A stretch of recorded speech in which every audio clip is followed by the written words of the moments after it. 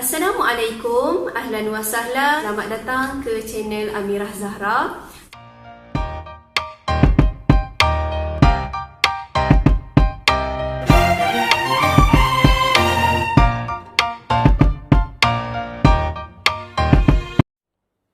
Kali ini kita akan bincangkan tajuk akhlak, yakni muliakan ibu bapa, bahagiakan keluarga.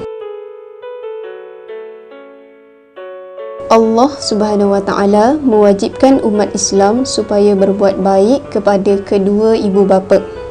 Firman Allah Subhanahu wa Ta'ala dalam surah An-Nisa ayat ke-36. A'udzu billahi minasy syaithanir rajim. Wa'budullaha wa la tusyriku bihi syai'a وبالوالدين إحسانا وبذي القربى واليتامى والمساكين والجار ذي القربى والجار الجنب والصاحب بالجنب وابن السبيل وما ملكت أيمانكم إن الله لا يحب من كان مختالا فخورا.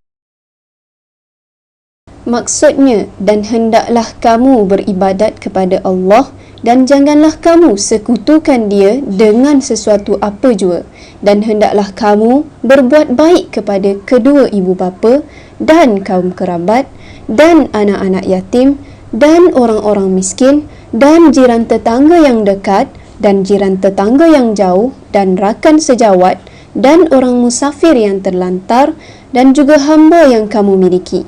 Sesungguhnya Allah tidak suka kepada orang-orang yang sombong, takbur dan membangga-banggakan diri.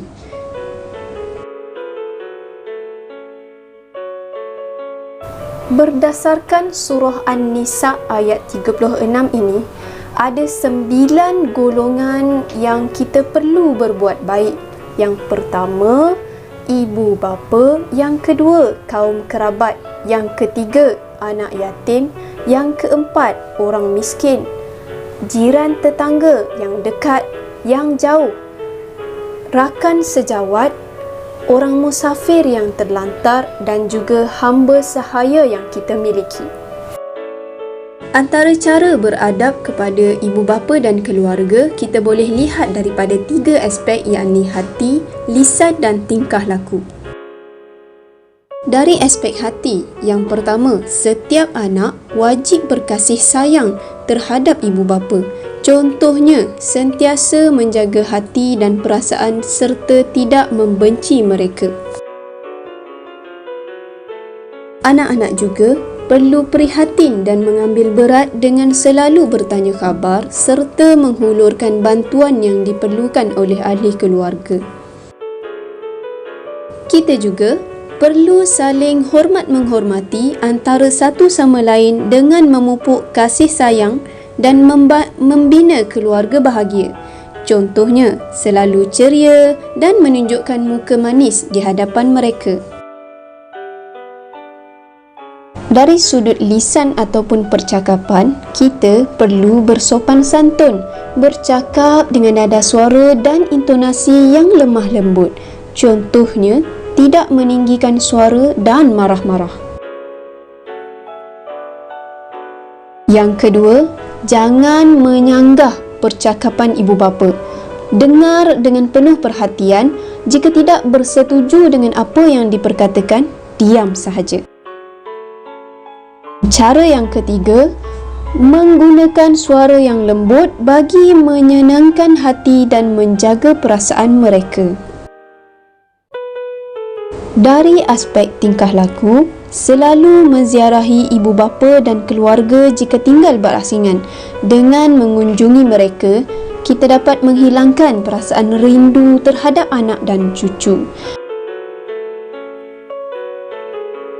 Kita juga boleh menjaga hubungan baik dengan kawan ibu bapa supaya dapat mengeratkan silaturahim dalam masyarakat walaupun ibu bapa telah tiada.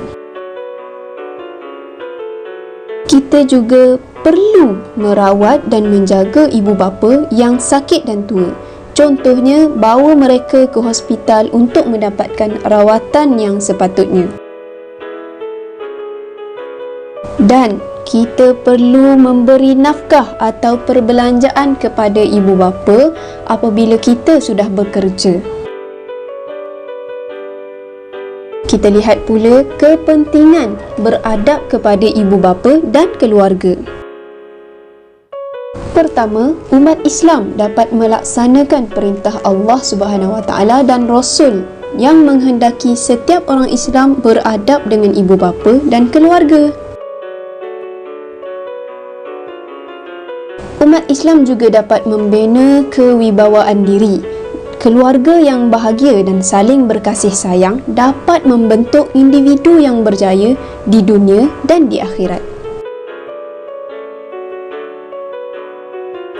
Dengan beradab kepada ibu bapa dan keluarga, kita dapat menjadi contoh teladan kerana setiap orang yang beradab dengan ibu bapa akan diikuti oleh orang lain.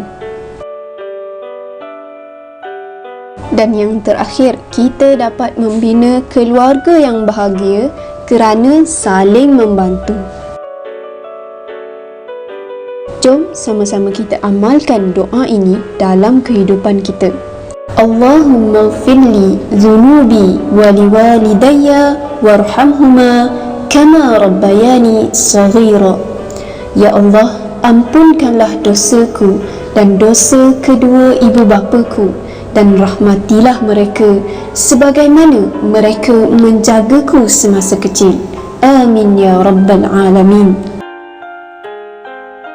Walaupun kita tahu macam mana cara beradab kepada kedua ibu bapa, kenapa masih ada lagi penderhakaan kepada ibu bapa?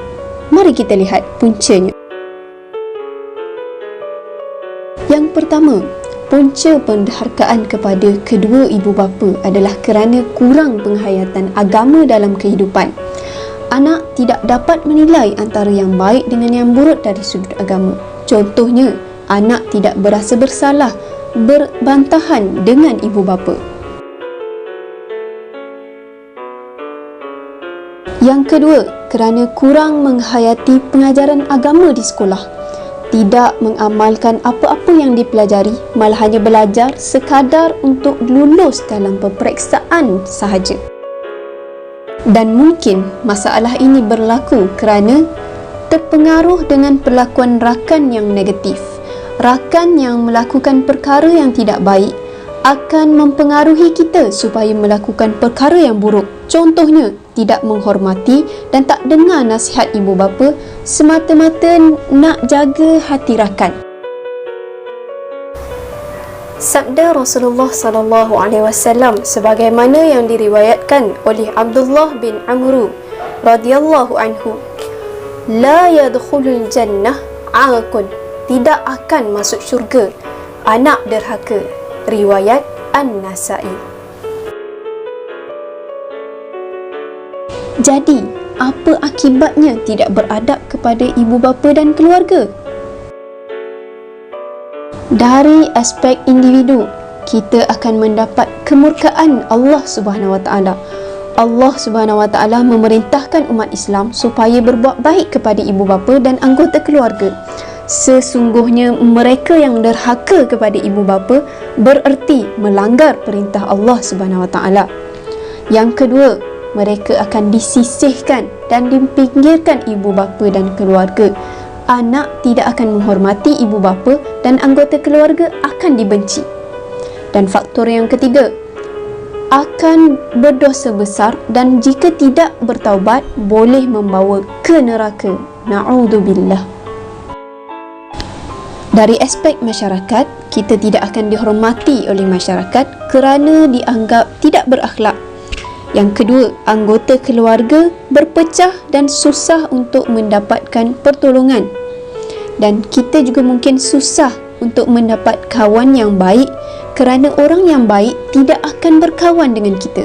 Mereka akan menjauhkan diri kerana tidak mahu terpengaruh dengan orang yang tidak berakhlak.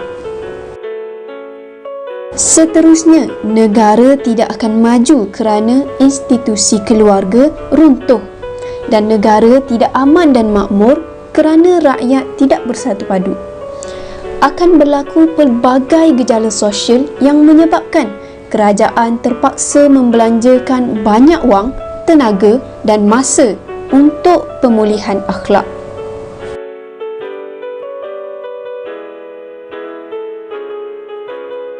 Jadi, mari sama-sama kita jadikan pesanan Luqmanul Hakim sebagai panduan hidup kita berdasarkan surah Luqman ayat 13 hingga ayat 18. Yang pertama, jangan menyekutukan Allah Subhanahu Wa Taala. Yang kedua, tunaikanlah solat. Yang ketiga, berbuat baiklah kepada ibu bapa. Yang keempat, jangan sombong. Yang kelima, apabila ditimpa musibah, maka bersabarlah. Pesanan Luqmanul Hakim yang terakhir adalah kita menjalankan amar ma'ruf dan nahi munkar. Jadi pelajar-pelajar sekalian, ingatlah sesungguhnya kedua orang tuamu telah menjadikanmu raja ketika kamu masih kecil. Maka jadikanlah keduanya raja ketika mereka telah lanjut usia. Wallahu a'lam.